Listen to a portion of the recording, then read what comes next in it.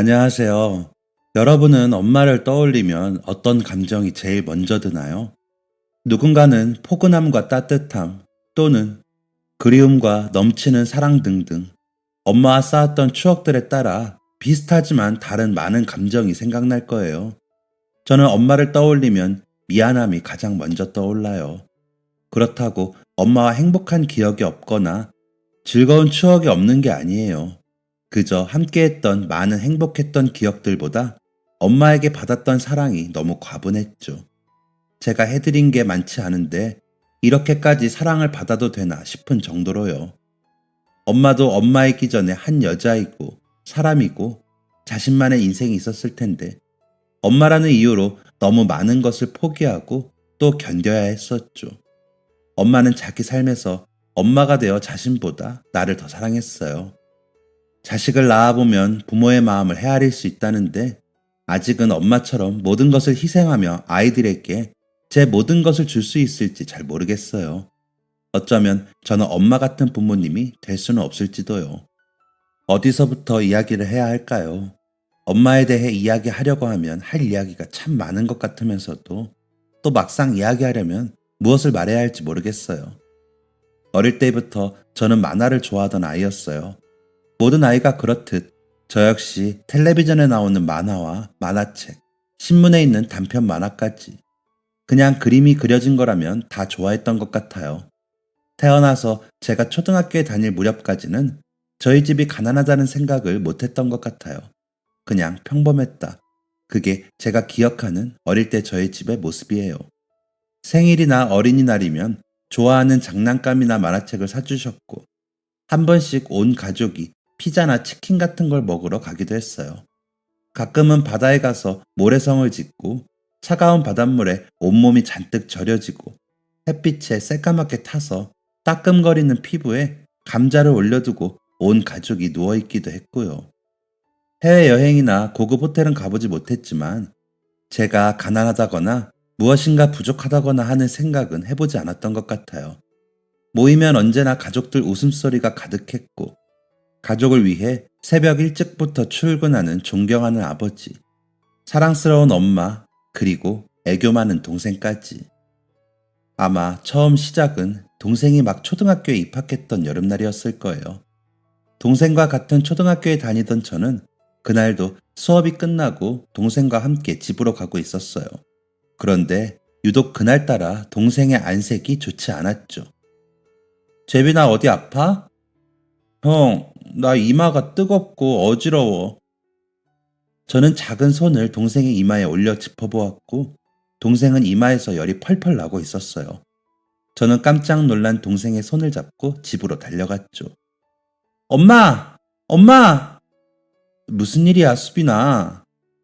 재빈이가 아파요. 설거지를 하던 중이던 엄마는 깜짝 놀라 싱크대에 장갑을 벗으며 제 손을 붙잡고 있는 동생의 앞에 섰습니다. 재빈아, 어디가 아파? 엄마, 나 이마가 뜨거워. 엄마는 동생의 이마에 손을 짚어보고 화들짝 놀라며 동생을 얼른 이불로 데려가 눕혔어요. 서랍을 뒤져 체온계를 찾아 열을 재보니 38도로 열이 나고 있었죠. 한여름에 감기라니. 간밤에 틀어두었던 선풍기가 너무 차가웠나? 물장난한다고 화장실에서 너무 오랜 시간을 보냈나? 여러 가지 생각들이 머릿속을 스쳐갔어요. 엄마는 동생을 봐달라고 하고 다급하게 약국에서 해열제와 감기약을 사오셨어요. 그리고 이렇게 하면 열이 내린다며 물에 젖은 양말을 신겨주고 이불을 덮어주었죠. 열 때문에 끙끙 앓는 동생을 보니 왠지 제 잘못인 것 같아 괜한 미안함에 동생 곁을 지키고 있었죠. 화물 운송 기사인 아버지는 지방에 계시기 때문에 이 상황을 전화로만 전달받으셨어요. 엄마는 그냥 선풍기 때문에 감기에 걸린 것 같다며 걱정하지 말라고 안심시키셨죠. 그리고 옆에서 안절부절 못하는 저에게도 열만 내리면 금방 괜찮아질 거니까 걱정하지 말라며 저를 안아주셨어요. 혹시 감기면 옮을 수도 있으니 그날 처음으로 동생과 따로 잠을 잔 것 같아요. 늘 같은 방을 쓰던 동생이 없어지니 엄청나게 허전하게 느껴졌죠. 엄마는 밤새 동생 옆을 지키셨어요. 그때는 어린 마음에 아프다는 이유로 혼자서만 엄마 옆에서 자는 동생이 조금 얄밉게 느껴졌어요. 그리고 다음날 학교에서 돌아오자 동생은 한결 나아진 것 같은지 엄마와 함께 저를 반갑게 맞아주더라고요. 그렇게 그 일은 어느 여름날 일어난 단순한 해프닝이 될 뻔했어요. 그렇게 잠시 아팠던 것도 잊은 채 몇 주가 흘렀을까. 어느 날부터인가 동생은 신나게 놀다가 갑자기 가만히 멈춰 서 있거나 자리에서 일어나다가 다시 주저앉거나 종종 넘어지려 할 때도 있었어요. 또래보다 좀 말랐던 탓에 부모님은 영양이 부족해서 그런 거 아닌가 걱정하며 빈혈에 좋다는 음식과 반찬들을 만들어 주셨어요. 하지만 그런 노력에도 불구하고 자주 열이 나기 시작했고 이전보다 어지럼증은 더욱 심해졌어요. 툭하면 코피가 났고 몸에 자주 멍이 들었어요. 그때까지도 심각하게 생각하지 않았던 것 같아요. 그냥 몸이 약해서 자주 코피가 나고 그것 때문에 어지럼증이 심한 거겠거니. 그러다 보니 멍도 자주 생기는 거겠지. 한의원에서 한약도 지어 먹었고 면역력에 좋다고 해서 벌집을 짜서 먹이기도 했어요. 하지만 상태는 나아지지 않고 점차 심각해졌죠. 그날은 유독 이틀째까지 열이 떨어지지 않고 코피가 많이 나서 수액이라도 맞춰야겠다며 집 근처의 가정의학과에 데려갔어요. 열은 언제부터 났었죠? 어제부터요. 코피는 평소에도 자주 흘리는 편이고요. 아이가 평소에 자주 어지러워하거나 그런가요? 네, 코피를 많이 흘리니까 어지러워한다고 생각했어요. 몸에 멍도 잘 드는 편이죠? 네, 맞아요. 무슨 큰 병이라도 걸린 건가요, 선생님? 그냥, 그냥 잘 넘어지고 부딪히는 줄만 알았는데. 일단 아직 뭐라고 확신하기는 어렵고, 우선 혈액 검사를 해봐야 할 것 같습니다. 자세한 이야기는 검사 결과 보고 이야기 나누죠. 우선 집에 가서 좀 쉬게 해주시고, 다른 약 먹이던 게 있으시다면 잠시 멈춰주세요. 그렇게 그날은 혈액 검사를 하고 별다른 처방 없이 집으로 돌아왔어요. 그리고 며칠 후 다시 병원에서 급하게 연락이 왔습니다. 네, 어머니, 병원입니다. 혈액 검사 결과 나왔습니다. 최대한 빨리 대학병원을 가보셔야 할 것 같은데 혹시 지금 시간 되시나요? 네? 네. 그럼 지금 소견서 써드릴 테니까 아이랑 준비해서 병원으로 와주세요. 네, 근데 무슨 일? 저희 애 많이 아픈 건가요? 빈혈 수치로 봐서는 아무래도 다른 검사를 받아봐야 확실할 것 같지만 우선 병원으로 오세요. 엄마는 급하게 전화를 끊고 동생의 옷을 갈아입히고 병원으로 향하셨어요.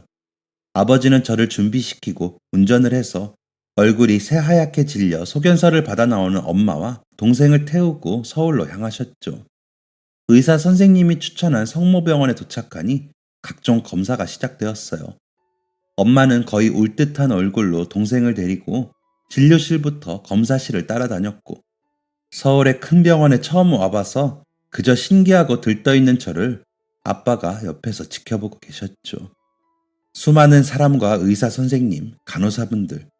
처음으로 와본 대학병원은 사람도 많고 건물도 크고 신기한 것 투성이었어요. 그리고 그런 제 옆에서 아버지는 불안하신 듯 계속해서 다리를 떨며 두 손을 기도하듯 모으고 계셨죠. 그렇게 검사를 마치고 저희는 다시 집으로 돌아왔어요. 부모님의 표정은 그 어느 때보다 어두웠고 힘들고 고통스러운 검사를 마친 동생은 완전히 녹초가 되어서 뻗어버렸죠. 그날 밤 부모님은 뜬 눈으로 밤을 지새웠던 것 같아요. 다음날 아무것도 모르는 저 혼자 잘 잔 눈을 비비며 일어났고 엄마와 아빠는 퀭한 눈으로 동생을 껴안고 누워 계셨죠. 그렇게 피마르는 시간이 흐르고 이틀째가 되던 날 가장 두려웠던 전화벨이 울렸습니다. 굳은 표정과 떨리는 목소리로 전화를 받던 엄마의 모습이 기억나요. 전화 내용은 잘 들리진 않았지만 엄마는 동생만큼이나 새하얘진 얼굴과 두려움에 가득 찬 눈으로 전화를 받았습니다.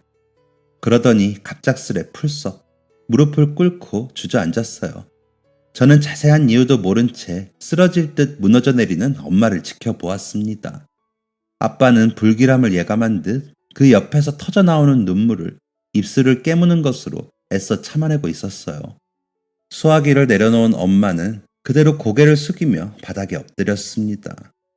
엄마와 아빠가 그렇게 우는 모습은 처음 보는 것 같았어요. 고개를 들어 아빠를 바라본 엄마는 여보 라며 눈물을 가득 머금은 목소리로 말했습니다. 아빠는 무슨 일인지 다 알 것 같다는 듯 그런 엄마에게 다가와 꼭 껴안으며 어깨를 두드렸어요. 두 사람은 그렇게 한참을 말 한마디 없이 껴안고 울었습니다. 저는 이 상황이 그저 낯설고 두렵기만 했어요. 그래서 딱히 이유는 모르지만 방으로 가서 힘없이 누워있는 동생의 머리를 가만히 쓰다듬었습니다. 왠지 그래야 할 것 같았거든요. 형아가 지켜줄게. 할 수 있는 일은 없었지만 왠지 그런 말이라도 해야 할 것 같아 새근새근 힘든 숨을 쉬고 있는 동생을 안아주며 그렇게 되뇌었습니다. 형아가 지켜줄게. 형아가, 제빈아, 형아가 꼭 지켜줄게. 어느 순간 잠이 들었는지 분주한 소리에 눈을 떠보니 엄마랑 아빠는 짐을 싸고 있었습니다. 동생은 어느새 외출복으로 갈아입은 채 거실에 앉아 있었죠. 저는 두 눈을 비비며 거실로 나왔습니다. 아빠, 엄마, 뭐해? 수빈이 깼어. 수빈아, 재빈이가 큰 병원에서 치료를 받아야 해서 지금 가야 해. 우리 지난번에 갔던 병원 기억나지? 거기서 잠깐 있어야 해서. 엄마는 당분간 병원에서 재빈이랑 있을 거야. 나도 갈래. 수빈이는 학교 가야지. 싫어, 나도 갈래. 나도 엄마랑 재빈이랑 서울 갈래. 재빈이가 치료받아야 해서 의사 선생님이랑 간호사 선생님이 엄마랑 재빈이만 오래. 주사도 맞고 약도 먹어야 하는데 수빈이는 안 해도 되잖아. 거기는 아파서 치료받는 친구들만 있는 곳이라서 수빈이는 같이 못 가. 대신에 엄마가 집에 올 때 맛있는 거 사올게. 그렇게 엄마가 짐을 다 싸고 나서 저희 가족은 차를 타고 1시간 정도 거리에 있는 서울의 병원으로 갔습니다. 병원에 도착해서 짐을 내리고 의사 선생님과 이런저런 이야기들을 나누고 병원 로비에서 엄마는 동생의 손을 잡고 아빠와 저에게 인사를 했습니다. 잘 지내고 있어 여보. 주말에 수빈이 데리고 병원 올게. 수빈이 잘 부탁해. 재빈이 괜찮을 거야. 의사 선생님도 백혈병은 불치병이 아니라고 하셨잖아. 치료만 꾸준히 잘 받으면 된다니까. 그러니까. 형아는 같이 못 간대. 대신 자주 놀러 올게. 약 먹고 빨리 건강해져서 또 바다도 놀러 가고 수영도 하자. 그래, 수빈아. 엄마랑 재빈이 약 먹고 얼른 나와서 빨리 집에 갈게. 그동안 아빠 말 잘 듣고 학교도 잘 가고 밥도 골고루 잘 먹어야 해. 알았지? 응, 엄마. 괜찮을 거야, 여보. 수빈이 데리고 주말에 올게. 재빈아, 아빠 며칠 밤만 집에 갔다가 또 올게. 그동안 씩씩하게 치료 잘 받고 얼른 낫자. 얼른 나와서 엄마랑 아빠랑 형아랑 재빈이 가고 싶다던 놀이공원 가자. 알았지? 저는 그때 엄마와 아빠가 말하던 잠깐이 어느 정도인지를 알지 못했습니다. 열밤이 몇 번이나 지나도록 동생과 엄마는 집으로 돌아오지 않았거든요. 백혈병은 마라톤과 같았습니다. 조금씩 지쳐가는 긴 시간 동안 계속해서 끊임없이 달려야 도착지에 닿을 수 있는 그런 질병이었죠. 당장 수술로 나아질 수 있는 게 아니라 지속적이고 단계적인 치료를 받아야 하는 그런 병이었어요. 아빠는 원래 하던 일을 그만두셨습니다. 엄마가 병원으로 간 사이 저를 돌보셔야 했는데 지방 출장이 많고 하루 혹은 며칠을 집을 비워야 하는 직업이라 더 이상 하실 수가 없었거든요. 그리고 틈틈이 병원과 집을 오가며 엄마와 병간호 차례를 바꿔주셔야 했습니다. 그리고 갑작스레 병원에서 연락이 올까봐 꾸준히 하는 일을 하기를 걱정하셨어요.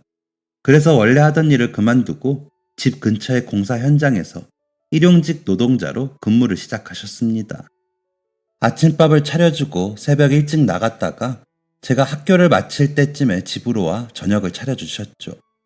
그리고 4, 5일에 한 번씩 병원에 가서 동생을 돌보고 그럴 때면 엄마가 집으로 와 저를 돌보셨습니다. 두 분 다 부모님이 일찍이 돌아가셨기에 저희를 대신 봐줄 사람이 아무도 없었거든요. 저는 가끔 주말이 되면 동생을 보러 갔습니다.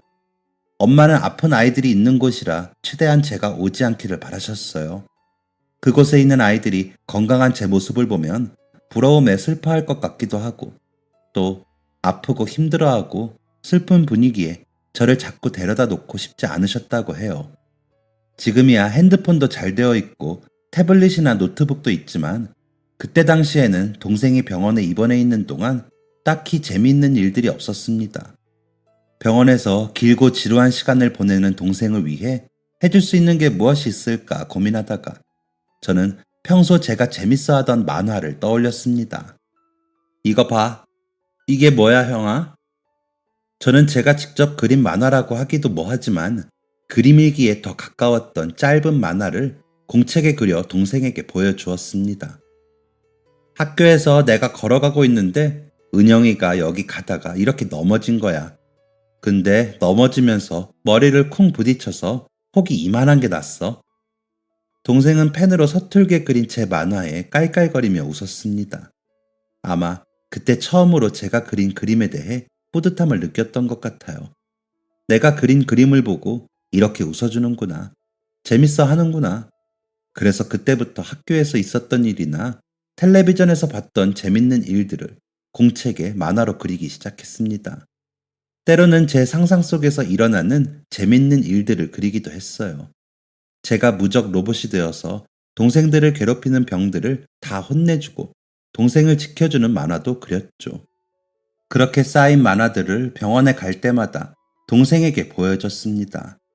동생은 병실에 힘없이 누워있다가도 제 만화를 볼 때면 아프기 전처럼 신나게 웃었어요. 그렇게 길고 긴 병원 생활이 지속되면서 병원비도 눈덩이처럼 불어났습니다.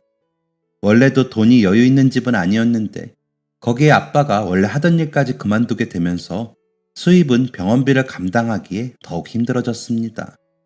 원래 살고 있던 집을 팔고 병원과 가까운 곳에 더 작은 집을 얻어 이사를 했습니다. 초등학교를 졸업하기 전 처음으로 전학이란 것을 가봤어요. 항암 치료를 하면서 동생은 머리카락이 빠져 어느새 거의 빡빡이가 되었고 텔레비전에서 보던 아이들처럼 모자를 쓰고 다녔죠. 몇 달 뒤 병원에서 퇴원해 집으로 돌아오기도 했어요. 병원으로 오가면서 치료를 이어나갔고 오랜만에 온 가족이 안심하고 활짝 웃는 모습을 보기도 했죠. 하지만 계속해서 병원을 오가야 했고 조금이라도 상태가 안 좋아지면 다시 입원하기를 반복했어요. 엄마는 동생이 재채기만 한번 해도 심장이 내려앉는 것처럼 보였습니다. 그렇게 집에 머물다 병원으로 오가다 또 어느 날부터인가는 오랫동안 집에 오지 않고 계속 병원에 입원해 치료받았습니다. 동생의 숨소리 한 번에 걸음걸이 한 번에 부모님은 몇 번이나 심장이 내려앉는 경험을 하셨습니다. 구멍난 댐을 손가락으로 막듯 병원비는 끝도 없이 우리 집을 몰아쳤어요. 그리고 엄마도 틈틈이 병원 내에 있는 구내식당에서 알바하기 시작했죠. 중학교에 들어갈 무렵부터는 엄마 아빠 대신 제가 병원에서 동생을 지켰어요. 두 분 다 병원비와 치료비를 내기 위해서는 일을 더 늘려야 했거든요. 동생은 좋아졌다 나빠지기를 반복했고 반복되는 검사와 치료들이 괴로울 법한데 꿋꿋하게 이겨내려 노력했어요. 저도 그런 동생과 부모님을 위해서 최대한 저 스스로 잘 지내보려고 노력했죠. 그러던 어느 날 동생이 치료받는 사이 엄마랑 병원 앞 벤치에 앉아 있는데 퉁퉁 부은 엄마의 다리가 눈에 들어왔습니다. 엄마, 다리가 왜 이렇게 부었어? 저는 엄마의 다리를 제 다리 위에 올려 발바닥까지 꼭꼭 주물러 주었습니다. 요즘 너무 무리하는 거 아니야? 안색도 안 좋은 것 같은데. 아니야, 엄마 괜찮아. 우리 수빈이야말로 엄마도 아빠도 신경 많이 못 써주고 재빈이까지 아파서 많이 힘들지. 내가 뭘, 돈 버느라 고생하는 건 엄마랑 아빠고 아파서 힘든 건 재빈인데.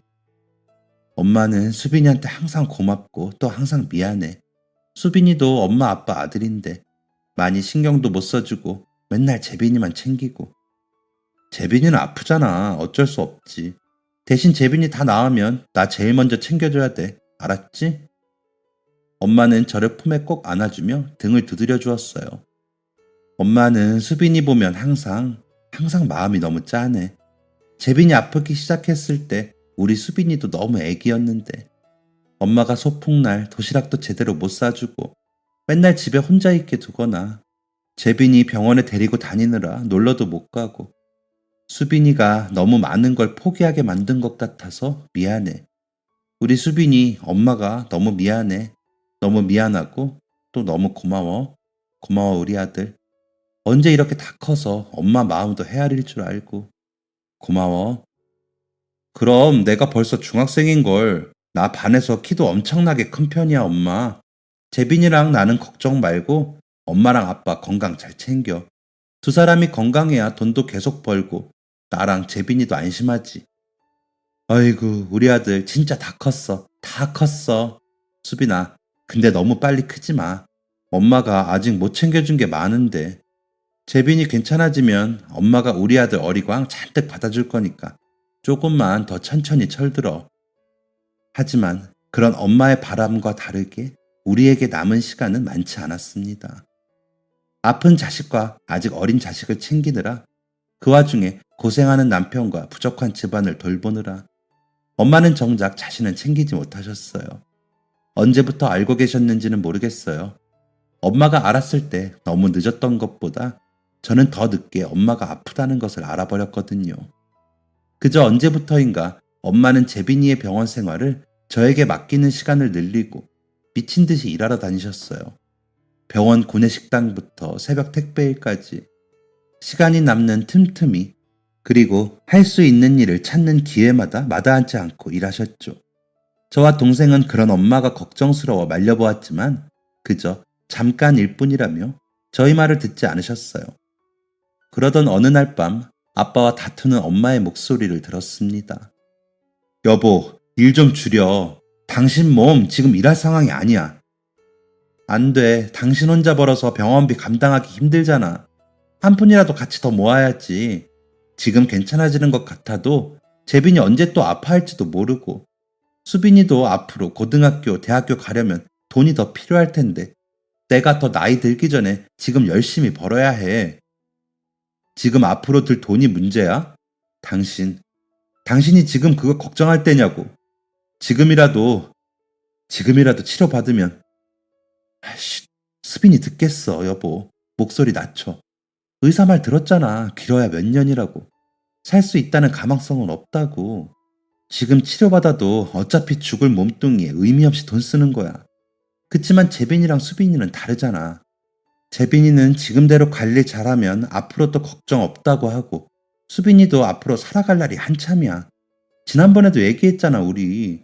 의미 없는 일에 괜히 시간도 돈도 쓰지 말자. 어차피 죽을 거라면 난 수빈이랑 재빈이의 행복에 조금이라도 더 보태주고 떠나고 싶어. 저는 방금 제가 들은 이야기가 무슨 일인지 받아들이는데 시간이 필요했습니다. 그리고 그저 자다 깨서 잘못 들은 꿈 같은 일이었기를 바랬죠. 하지만 제 바람이 무색하게도 엄마는 점점 더 안색이 나빠지고 힘들어하기 시작했습니다. 엄마, 이제 일 그만하면 안 돼? 응?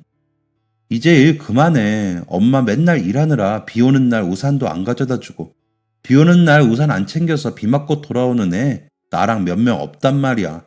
엄마가 뭐 그래. 엄마는 그런 거 해줘야 하는 거 아니야? 저는 아픈 엄마가 힘들게 일하는 게 싫어서 괜히 마음에도 없는 말을 했어요. 엄마는 대답 대신 슬며시 웃기만 했죠. 그니까 일하지 마. 일하러 나가지도 말고 그냥 집에 있어. 학부모 참관 수업 때도 엄마, 아빠 안 오는 사람은 나밖에 없다고. 한 번도 안 온 사람은 나밖에 없단 말이야. 나가지 마. 맨날 그렇게 몸에 힘도 없어서 힘들어하면서 왜 자꾸 일하러 나가? 가지 말고 비 오는 날은 나 우산 쓰고 데리러 학교도 와주고 집에 오면 밥도 차려줘. 내가 학교 졸업하면 돈 많이 벌어올게. 그러니까 일하러 나가지 마. 저는 동생이 아픈 이후로 거의 처음으로 생떼를 쓰며 엄마에게 대들었죠. 미안해 수빈아. 엄마가 수빈이 잘 못 챙겨줘서 미안해. 근데 조금만 참아. 엄마 조금만 더 열심히 돈 벌게. 우리 아들이 조금만 양보해줘. 엄마가 아픈 걸 알고 있다는 걸 아는지 모르는지 엄마는 부드러운 목소리로 저를 달랬습니다. 저는 아픈 엄마가 힘들게 일하는 게 싫어 계속 고집을 부렸지만 엄마는 단호했어요. 그리고 동생은 길고 긴 투병 생활을 마치고 집으로 돌아왔어요. 이제 당분간은 경과를 지켜보며 통원 치료를 받기로 하고 다시 학교 생활도 시작할 수 있었죠. 동생이 집으로 돌아오던 날 오랜만에 온 가족이 모여서 맛있는 것도 먹고 케이크도 자르고 정말 행복한 시간을 보냈어요. 엄마가 그렇게 기쁘게 웃는 모습은 오랜만이었어요. 그리고 그 후 엄마는 더욱 열심히 일하러 다녔습니다. 그리고 몇 달 후 수업이 일찍 끝나고 집으로 돌아왔는데 엄마가 화장실에서 심하게 토하는 소리가 들렸습니다. 저는 다급하게 화장실 문을 두드리며 엄마를 불렀어요. 엄마! 엄마! 엄마 괜찮아? 수빈이니? 오늘 왜 이렇게 일찍? 엄마 왜 그래? 문 좀 열어봐, 엄마.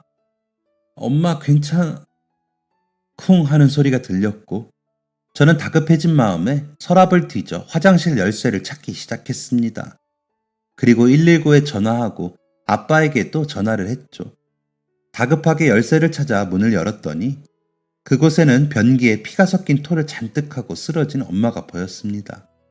사람의 얼굴이라고 말하기 힘들 정도의 모습이었어요. 저는 다급하게 엄마의 얼굴을 두드리며 깨우려고 애써 보았지만 엄마는 일어나지를 못했습니다. 엄마! 엄마! 눈 좀 떠봐, 엄마! 엄마! 제가 그렇게 울부짖는 사이 119가 도착했고 엄마는 침대에 눕혀져 구급차에 실려갔습니다. 저는 구급차에 타고 병원에 가는 동안 엄마의 손을 꼭 잡고 놓치지 않으려 했습니다. 시끄럽게 울려대는 사이렌 소리와 정신을 잃고 쓰러져 눈도 뜨지 못하는 엄마의 모습에 어떻게 병원까지 갔는지 기억도 제대로 나지 않아요. 그저 차가웠던 엄마의 손과 창백한 얼굴, 아무리 애를 쓰고 불러도 엄마가 듣지 못했다는 것, 그 공포들 속에서 겨우 병원에 도착했습니다.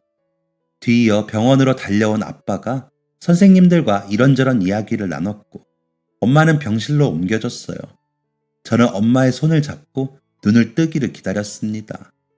학교를 마치고 병원으로 온 동생도 제 옆에 앉아 엄마가 깨어나기를 기다렸죠.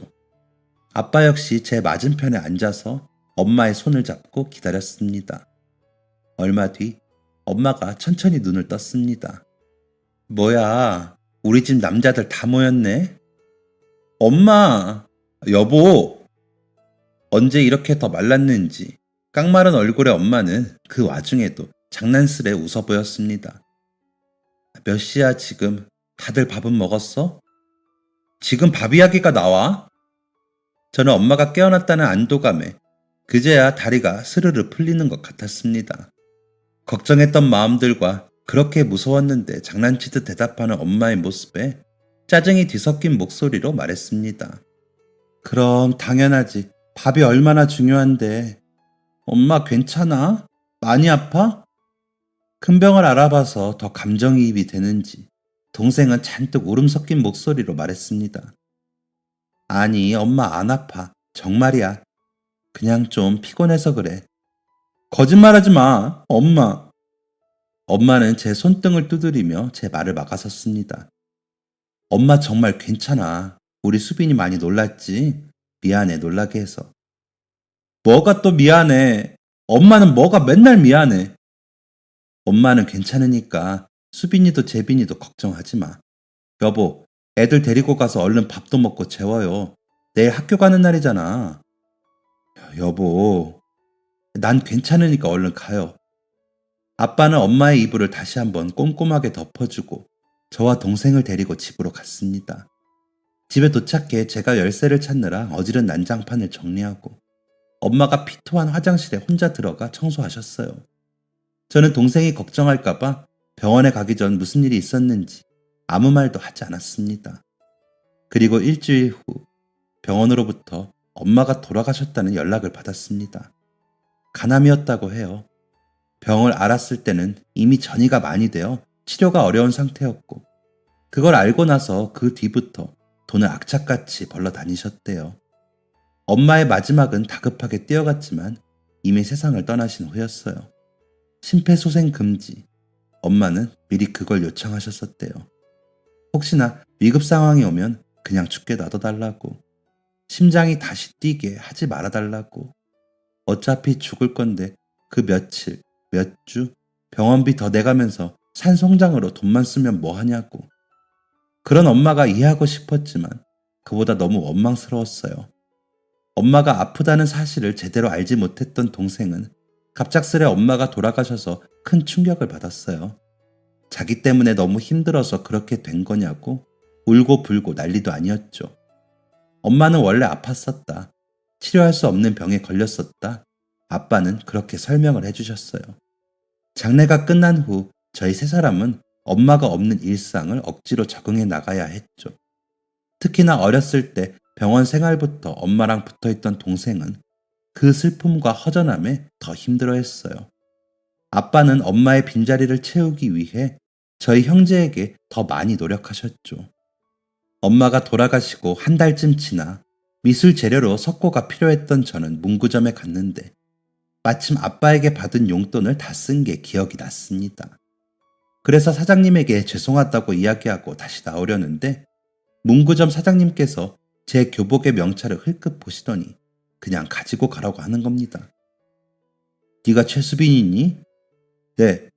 너희 어머니가 양희순 씨고? 네? 네. 가져가라. 그리고 동생이 여기 앞에 초등학교 다니지? 네. 몇 학년이랬지? 네. 6학년이요. 6학년 내일 준비물이 과학상자니까 이거 가져가라. 네?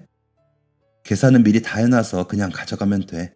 앞으로도 준비물 있으면 문구점 와서 이름만 말하면 된다. 그럼 공부 열심히 해라.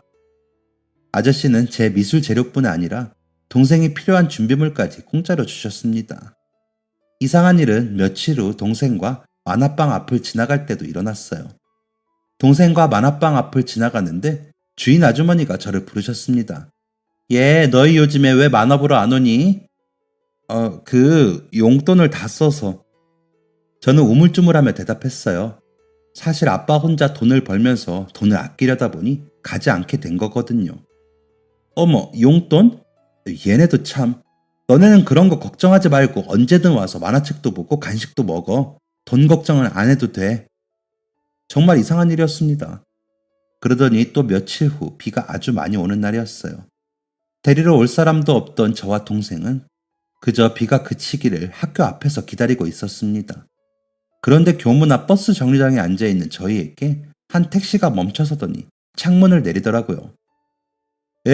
너희가 최수빈이랑 최재빈이니? 네? 네. 얼른 타라. 네? 저희들은 어리둥절했어요. 너희 엄마가 양희순 씨지? 엄마가 집에 데려다 주라고 하신 거야. 얼른 타렴. 저희는 택시에 올라탔습니다. 엄마가 비 오는 날에 학교 앞으로 데리러 가라고 예약해 두셨어. 돈도 미리 다 내셨으니까 걱정 안 해도 된다. 어머니가 엄청 좋은 분이시구나. 이거 내 핸드폰 번호다. 앞으로도 택시 필요할 때 있으면 여기로 전화하면 된다. 그렇게 택시 덕분에 저희는 빗속에서 한참을 기다릴 뻔했지만 집에 무사히 도착했어요. 그 후에도 주변에서 알 수 없는 이상한 친절은 계속 일어났습니다. 저희 형제는 이게 무슨 일인가 싶었지만 괜히 들으면 아빠가 걱정하실까봐 이런 상황들은 둘만 아는 비밀로 했습니다. 그 후 몇 달이 지나고 집 앞에 갑자기 케이크가 놓여 있었어요. 이게 뭔가 싶어서 집 안으로 가지고 들어갔죠.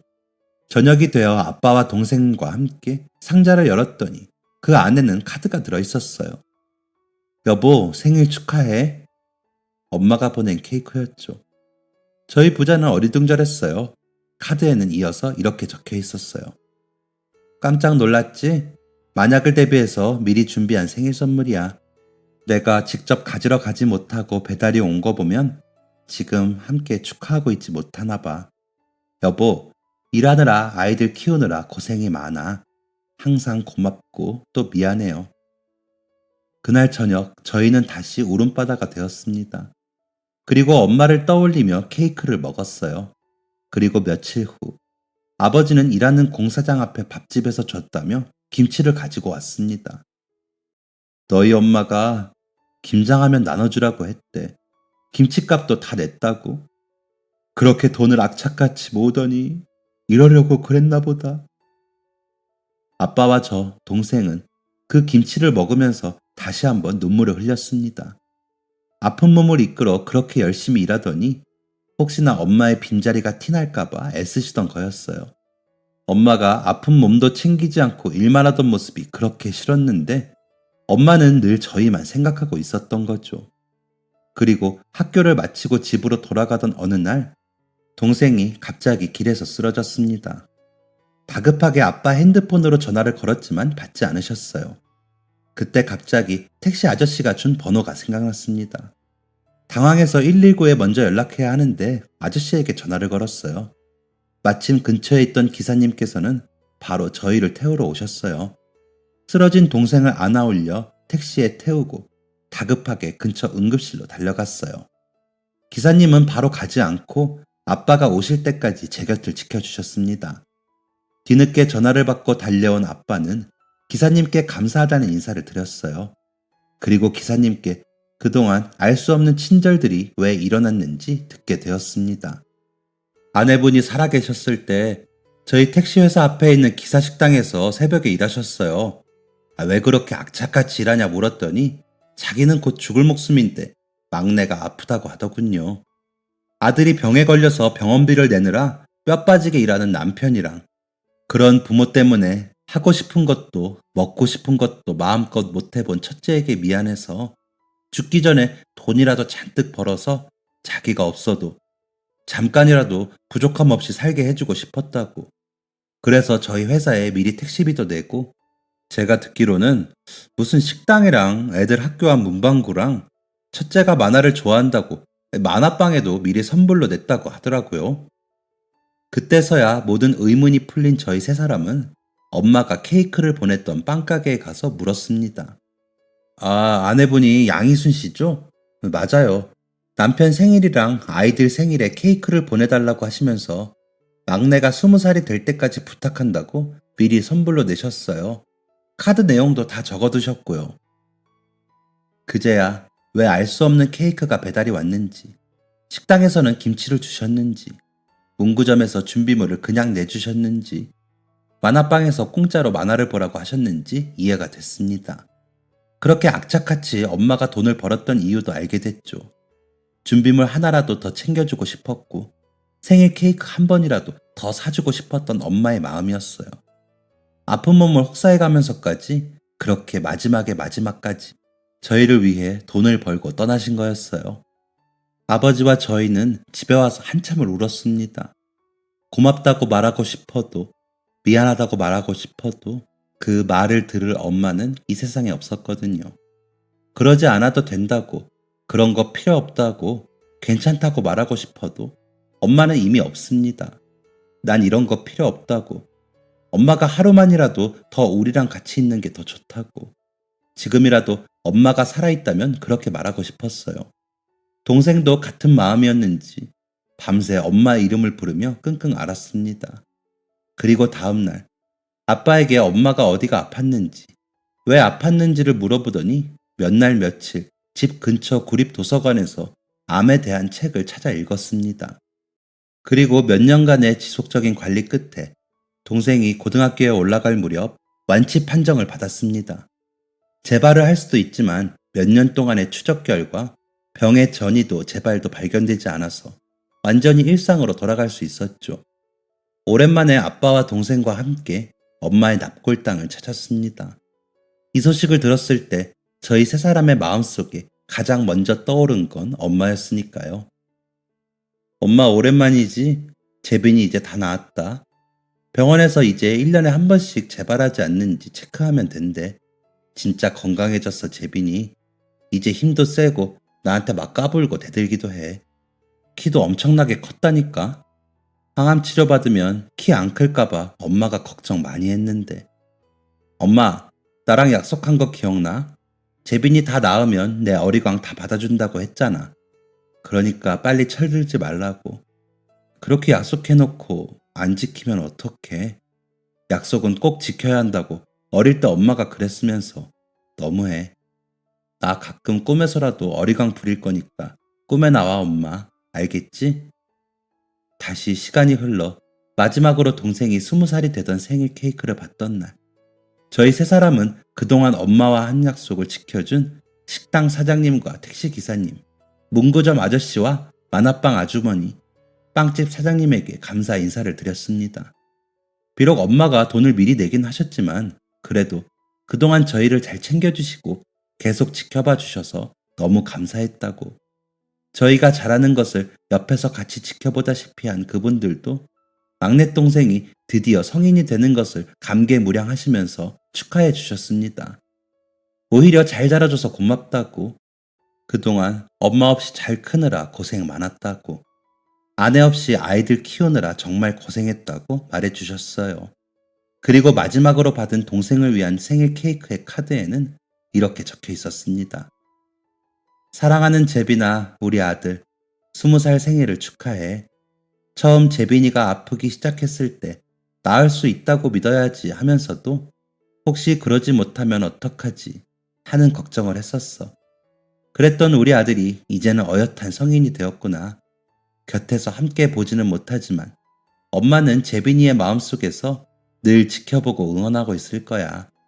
언제나 아프지 말고 건강하게 또 씩씩하게 아빠 말도 잘 듣고 형이랑도 사이좋게 잘 지내야 한다.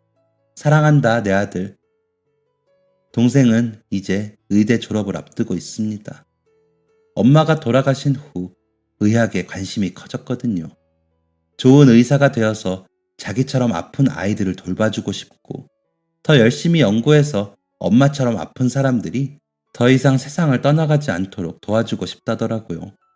기특하고 훌륭한 생각에 아빠랑 저는 엄마 목까지 뿌듯해했습니다. 아빠는 얼마 전 모아둔 돈으로 토스트 가게를 차리셨어요. 저희 두 형제 키우시는 동안 요리 실력이 많이 느셨나 봐요. 사실 그 토스트 가게를 차리는 데는 제 도움이 좀 있었습니다. 대학에 입학하면서부터 취미삼아 인터넷에 동생의 투병 생활과 엄마와 있었던 일들을 웹툰으로 그리기 시작했는데 군대에 다녀와 졸업을 앞둘 때쯤 정식으로 인터넷에 연재하고 싶다는 제안을 받았거든요. 본격적으로 준비를 마친 웹툰은 1화부터 반응이 꽤 좋았어요. 특히 동생의 투병 생활을 겪으면서 가족으로서 진솔한 마음을 풀어냈던 이야기들이 환우분들뿐 아니라 그 가족분들까지 많은 공감을 얻었어요. 높은 조회수를 기록하면서 너무 감사하게도 드라마로 제작되기도 해서 꽤 쏠쏠하게 수입을 받았거든요. 덕분에 동생이 의대를 다니는 동안 보탤 수 있었고 아빠가 가게를 차리는데도 도움을 줄 수 있었죠. 엄마와 있었던 이야기들은 다음 차기작으로 준비 중이에요.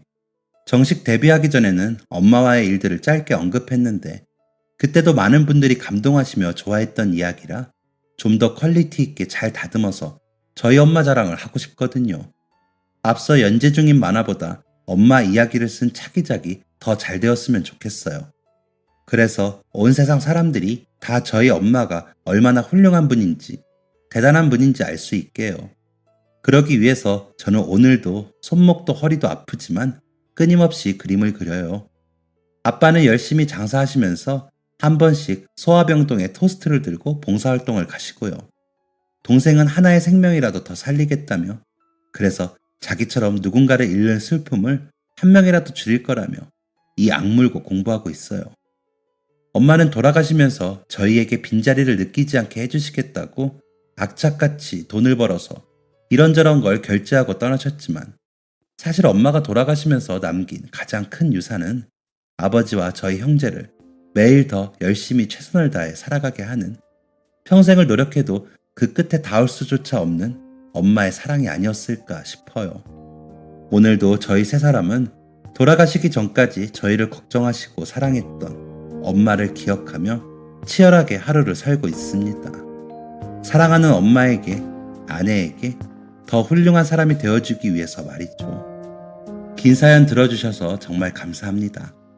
여러분, 가족과 함께 지내는 시간은 정말 짧더라고요. 그 짧은 시간 최선을 다해 사랑하세요. 지금까지 사연 들어주셔서 감사합니다. 사연이 재밌으셨다면 구독과 좋아요를 눌러주세요. 감사합니다. 안녕히 계세요.